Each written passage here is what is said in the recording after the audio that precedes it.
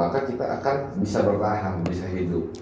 Kenapa bisa hidup? Kita bisa menjadi seorang entrepreneur karena selama ini menghantui anak-anak itu adalah, wah gue mau usaha, apa yang ditakutin? Modal. Padahal modal bukan segalanya. Yang paling utama adalah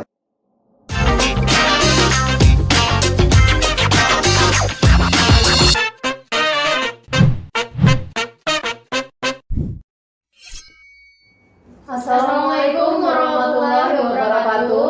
Kami pun. Hari ini kita balik lagi di Bincang Iwo ya Kak Rara ya. Tentunya masih sama Via Dan aku Rara. Nah hari ini kita kedatangan Bung Iqbal.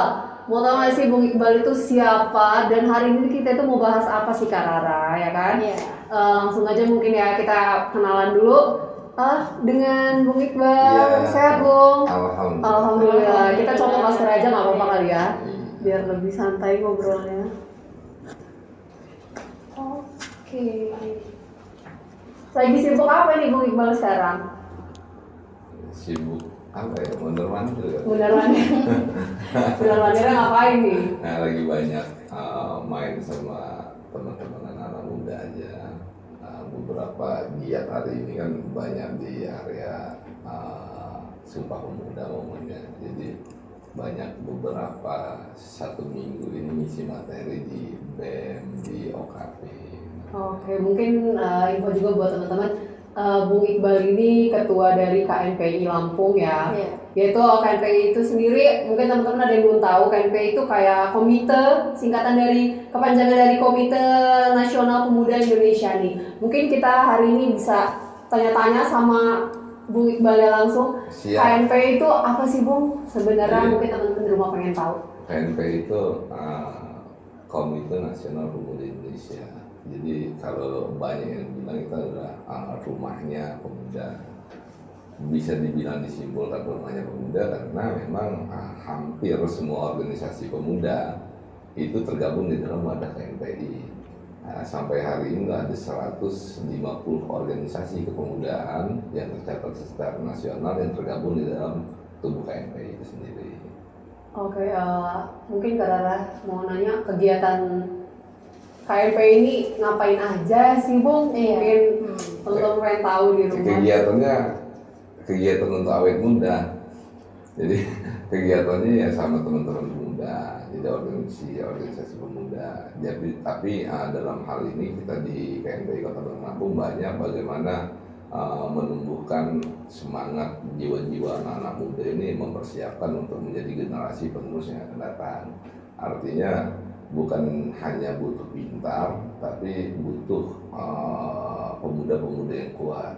Kuat artinya ya bukan hanya kuat dalam artian tenaganya kuat, tapi nilai-nilai budayanya kuat, nilai kepeduliannya kuat terhadap sesama dan lain-lain. Itu yang karakter itu yang mau kita bentuk di Kota Bandar Lampung. Oke, kalau boleh tahu juga mungkin KNPI ini awal mulanya itu dari tahun berapa dan kenapa bisa terciptanya KNPI ini sendiri itu? Kalau saya lihat KNPI udah 73 tahun ya, 73, 74 itu terbentuk dari awal mulanya itu dari OKP Cipayung, ya kan?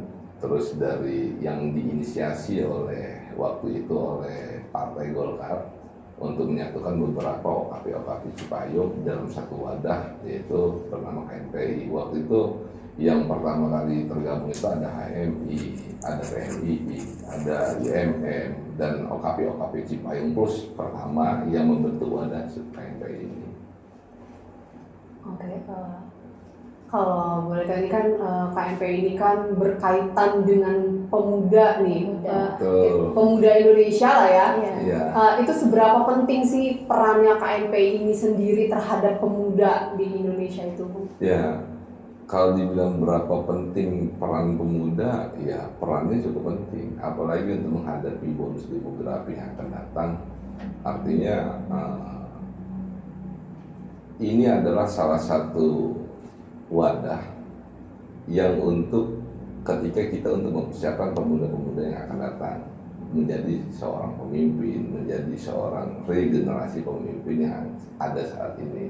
Artinya bagaimana kita berpikir, contoh saya di Bandar Lampung, bagaimana saya berpikir pemuda-pemuda di Bandar Lampung ini memiliki rasa kepedulian tinggi terhadap sesama, kepedulian terhadap kebersihan lingkungan. Maka giat-giat KNPI Bandar Lampung hari ini, saya banyak giat di sosial.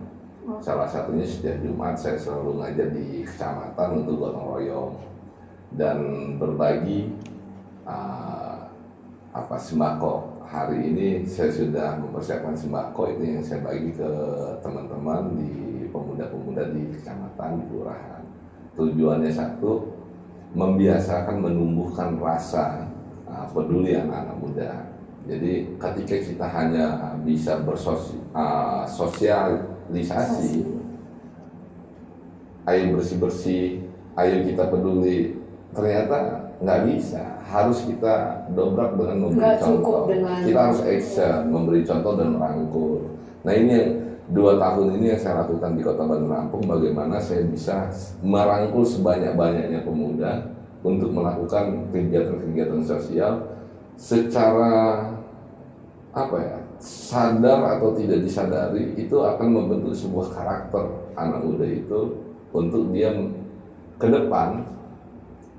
Suatu saat dia menjadi pemimpin, dia sudah memiliki sesuatu yang kepedulian terhadap sesama, terhadap lingkungan dan lain-lain.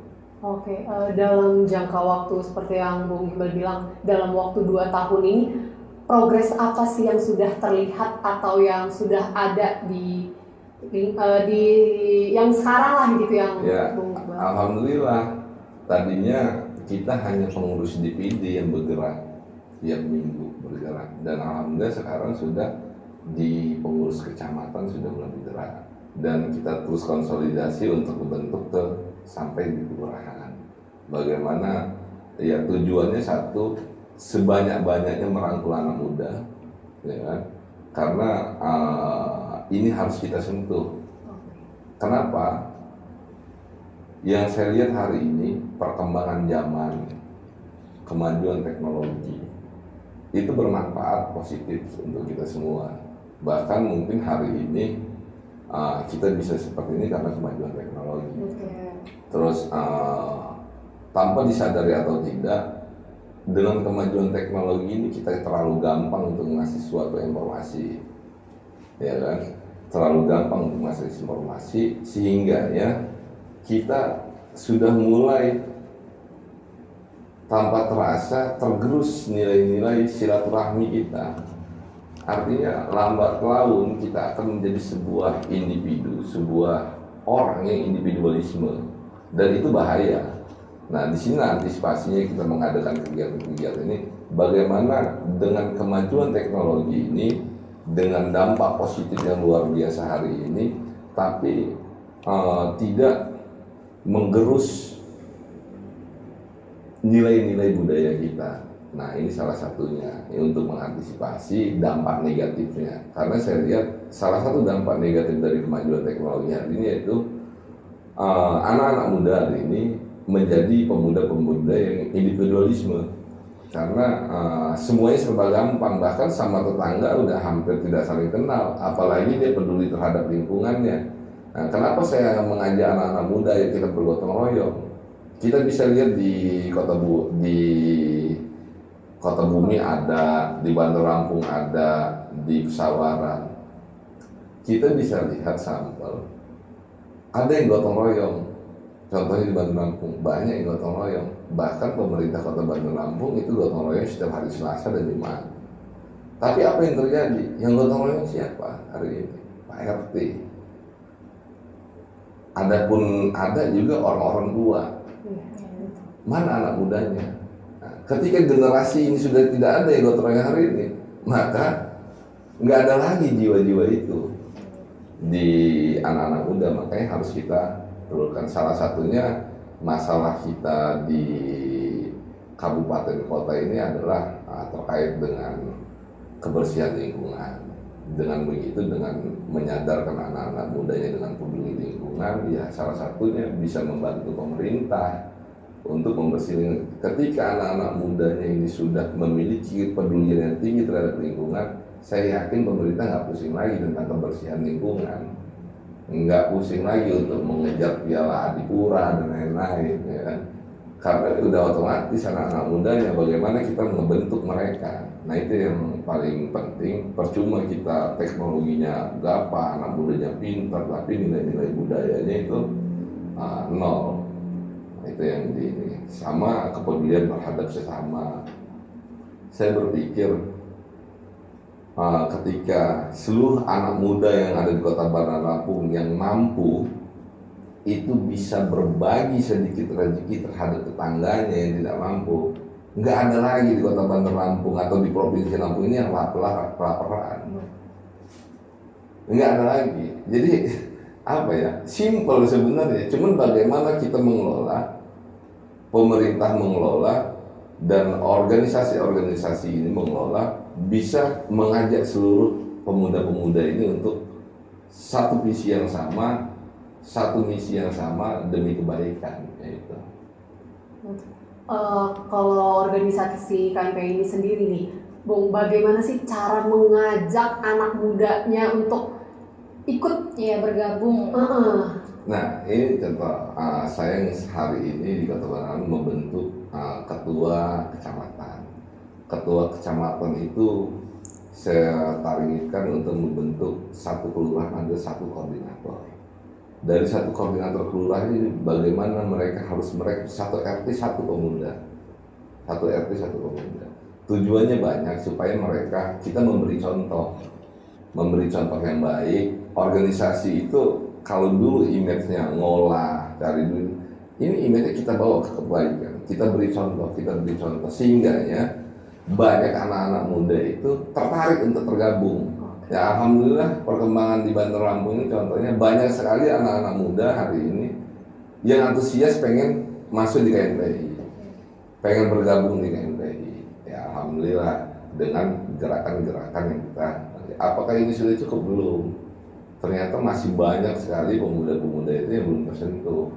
Maka ini kita harus bergerak masif lagi. Target saya tahun depan itu sudah berpikirnya ke perwakilan di tiap-tiap RT. Tujuannya selain kita mengajak anak-anak muda menyentuh ke bawah, kita juga bisa tahu apa yang terjadi di salah satu daerah. Contoh kemarin di belakang stasiun, dekat stasiun itu ada kebakaran kecil. Karena ada pengurus kita di situ, ya alhamdulillah saya orang yang pertama dan ketua kecamatan saya yang datang ke situ yang memberikan donasi. Nah hal-hal seperti itu yang kita tanpa sadari, kita bisa mengakses cepat informasi sehingga kita bisa tahu ada orang yang butuh uluran tangan dari kita. Cuman kalau kita memang nggak ada sel-sel di bawah itu, ya kita nunggunya dari informasi dari media sosial. Nah, ketika kita tahu dari media sosial, maka kita terlambat untuk mengantisipasinya. Nah, itu beberapa manfaat-manfaat yang sedang kita gerakkan. Oke, kalau buat gambaran program kedepannya yang kayak Bung bilang tadi tuh, apa sih kegiatan-kegiatan yang bakal dilakukan gitu, Bung? Kalau bukan yang bakal, tapi yang sedang dilakukan. Yang sudah dilakukan dan sedang dilakukan dan akan terus dilakukan itu, kita selalu Jumat bersih dan berbagi sembako. Itu sampai kapan titiknya? Sampai kita melihat benar-benar anak muda ini tanpa diajak lagi sudah punya kesadaran sendiri untuk melakukan itu. Nah itu kita memang untuk menyadarkan orang, merangkul orang itu cukup susah. Ya kan, nggak bisa kita hanya melalui sosialisasi itu keluar masuk telinga kanan, keluar telinga kiri. Yang kita bisa lakukan apa? Ya kita cek rangkul, kita rangkul. Oke, terus dengar-dengar kemarin juga kan kita kan baru ada Hari Sumpah Pemuda nih Bung ya. Iya. Itu kan baca-baca juga melakukan kegiatan ya Bung ya. Lumayan banyak kegiatan. Itu kegiatan apa aja sih Bung yang dilakukan di Hari Sumpah Pemuda kemarin Bung? Kemarin ya sama.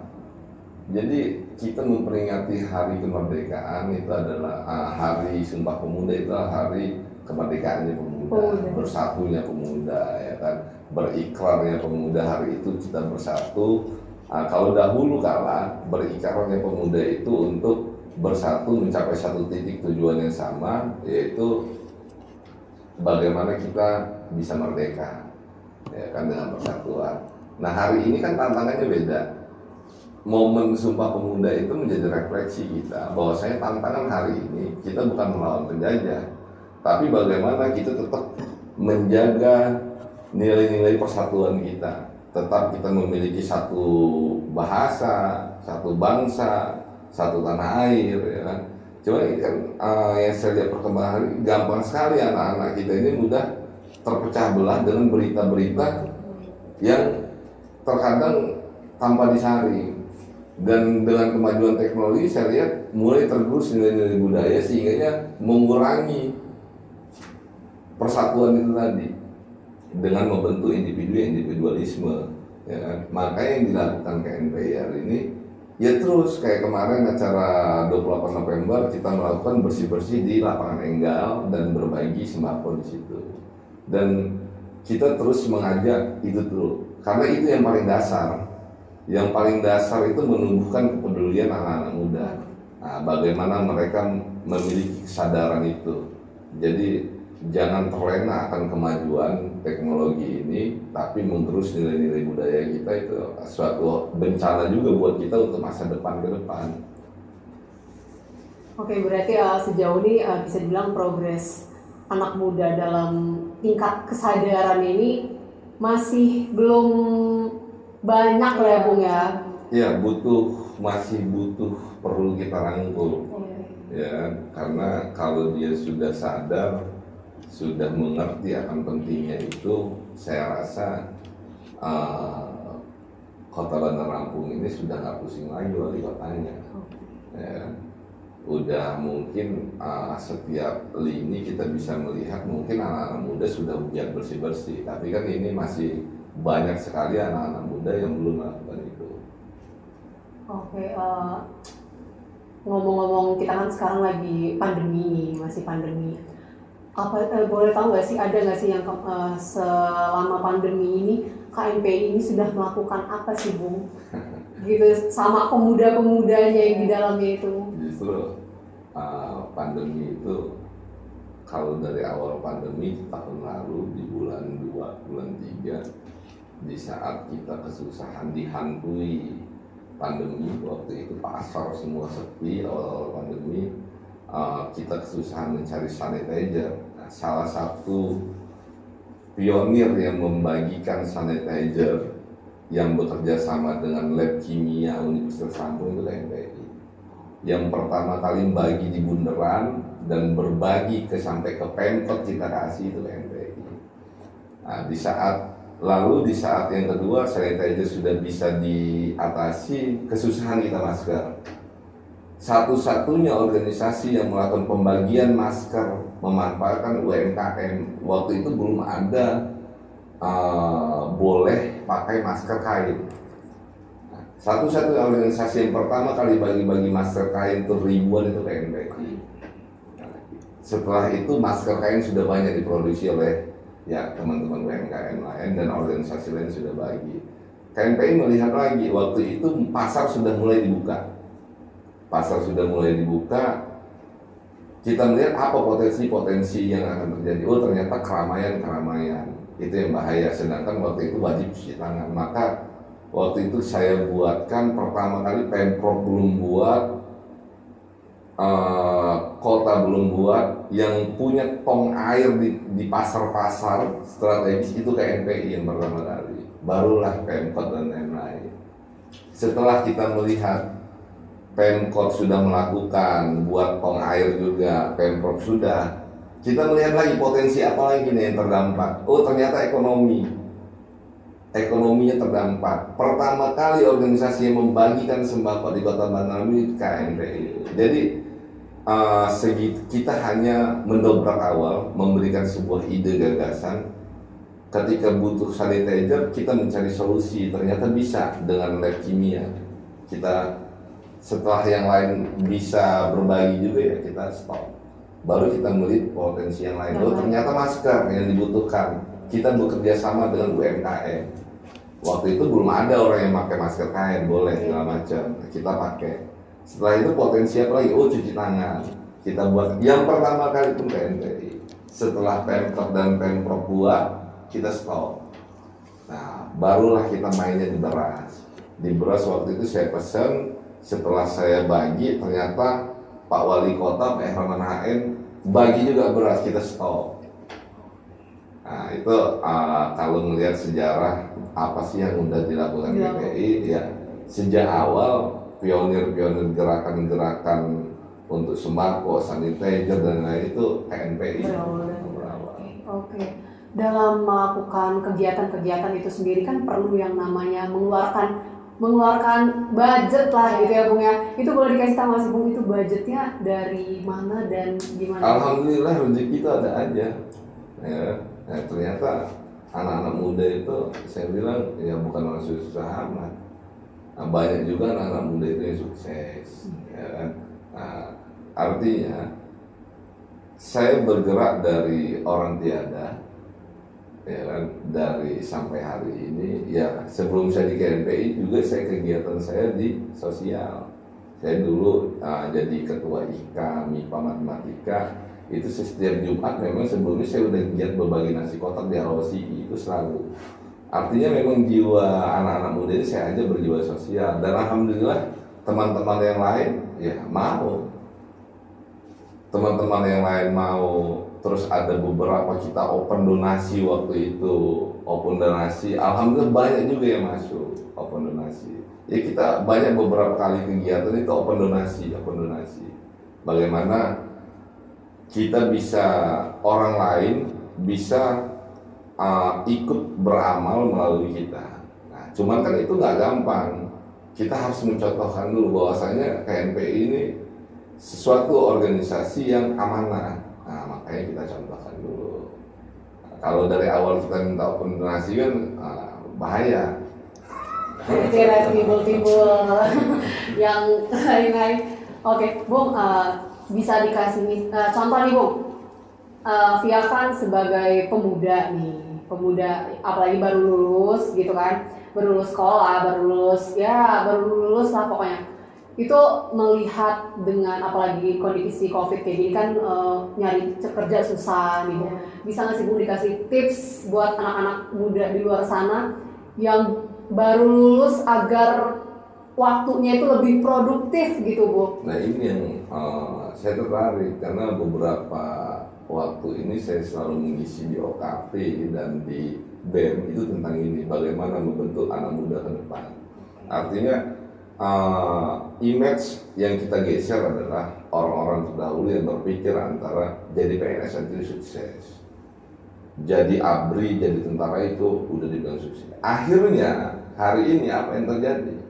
Ekonomi bangsa kita dikuasai asing. Karena anak-anaknya berpikirnya jadi PNS, nggak ada yang menjadi wira swasta.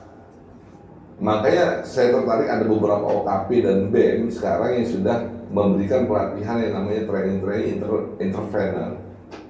Ya, makanya selalu saya isi dengan teman-teman itu, kita kuliah itu tempat kita belajar. Tapi real hidup berikutnya apakah hanya ilmu kuliah? Itu enggak. Artinya kita harus mengisi rongga-rongga di dalam tubuh kita ini dengan ilmu-ilmu lain. Dari mana kita dapat? Dari silaturahmi. Dari mana silaturahmi? Dari berorganisasi. Nah disitulah, dari situ kita bisa kebuka.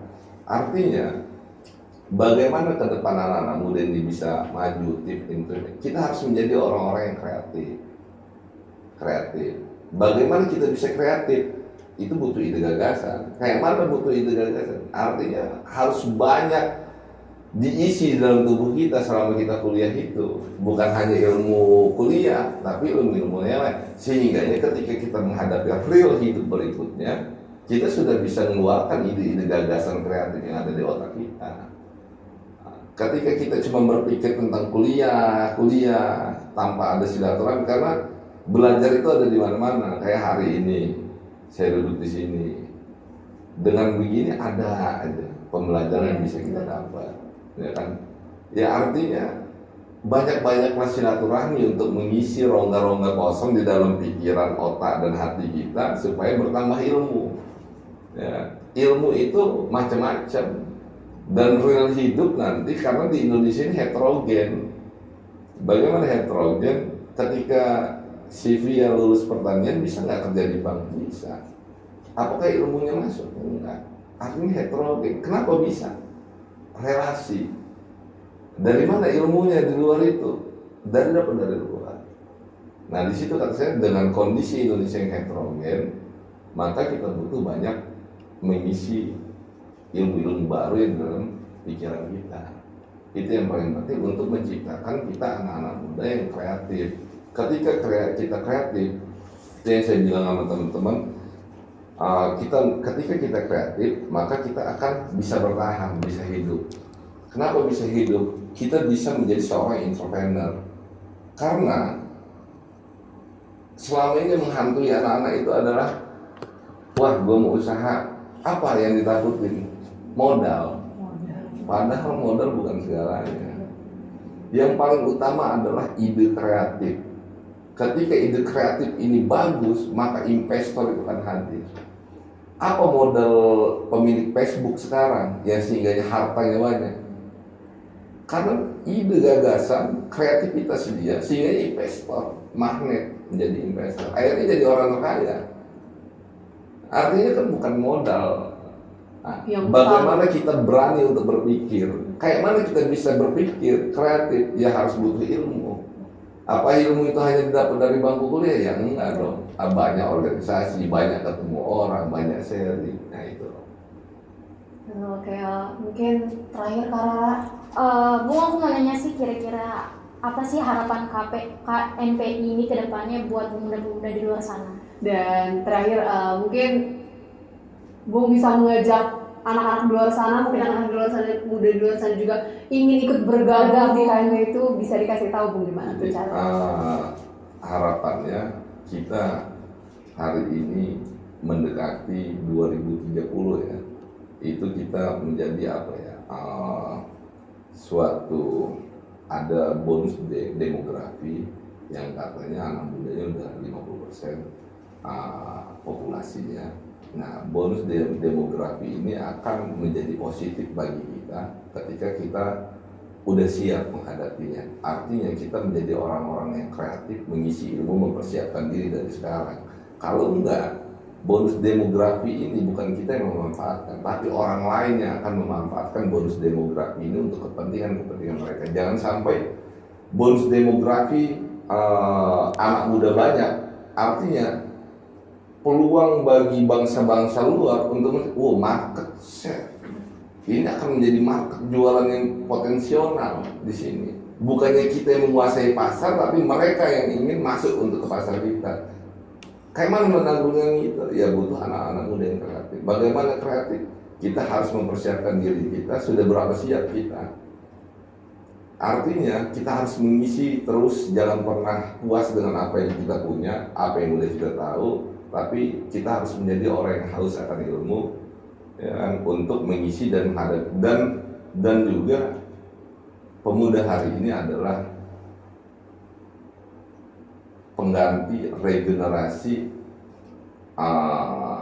iron. Kalau ada bahasa itu, pemuda adalah agent of change, pemuda adalah kontrol sosial, pemuda adalah iron stock. Artinya kita ini adalah penyambut tonggak estafet yang akan datang. Kayak mana pemuda pemimpin yang akan datang ngelihatnya pemuda hari ini. Kalau kita mau melihat yang akan datang, ya kita lihat hari ini sudah baguskah kita. Kalau kita lebih jelek dari yang hari ini, dari pejabat-pejabat atau pemimpin-pemimpin hari ini, maka masa depan kita akan lebih jauh lebih buruk. Nah, ya, ketika kita hujat sekarang pemerintah karena bla bla bla bla, dengan mereka dulu pendidikan yang cukup keras, disiplin cukup keras, kita aja tidak puas. Gimana kita ketika kita mimpin nanti dengan kita lebih lemah dari mereka? Ya kan, parameter itu. artinya akan jauh lebih buruk lagi dong kita kalau kita tidak mempersiapkan diri kita dari hari ini. Nah, makanya selalu saya ajak teman-teman, ayo kita terus bergerak, isi diri kita, terus memberi edukasi politik terus ke masyarakat tingkat bawah. Karena ketika kita kaum intelektual, mahasiswa tidak peduli dengan edukasi politik, bagaimana desa-desa itu bisa peduli tentang edukasi politik. Nah, ketika tadi harapannya mengajak, saya berharap kepada anak-anak muda di Bandar Lampung, Provinsi Lampung, dan Indonesia pada umumnya, untuk kita terus menjadi pemuda-pemuda yang kreatif demi menghadapi masa depan bangsa. Kita harus isi diri kita dengan ilmu-ilmu yang baru untuk menghadapi era-era baru yang akan datang ke depan, sehingga kita mampu dan siap menghadapi perkembangan zaman yang akan datang.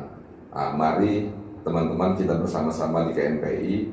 Bagi kawan-kawan di Kota Bandar Lampung yang bergabung, silakan, kita selalu open untuk kebaikan. Jadi di sini bukan untuk bekerja, tapi bagaimana kita bisa sedikit berbagi ilmu, pengetahuan, sedikit berbagi penghasilan, ya, itu yang kita harapkan di sini sehingga tercipta pemuda-pemuda kuat di Kota Bandar Lampung. Terima kasih. Oke. Mungkin itu aja kali ya obrolan kita hari ini tentang seputar KNPI. Terima kasih banyak buat Bung Iqbal udah mau mampir ke Bincang Iwo hari ini. Semoga apa yang disampaikan Bung Iqbal hari ini buat pemuda-pemuda di luar sana dapat menyadarkan untuk ayo kita bergabung, kalau bukan mulai dari kita siapa lagi, Bung, ya. Betul ya, Bung ya? Iya. Oke, kalau gitu hari ini Bincang Iwo kita tutup aja hari ini. Sekian, aku Via pamit. Aku Rara pamit. Dan Bung Iqbal pamit. Bye-bye. Assalamualaikum warahmatullahi wabarakatuh.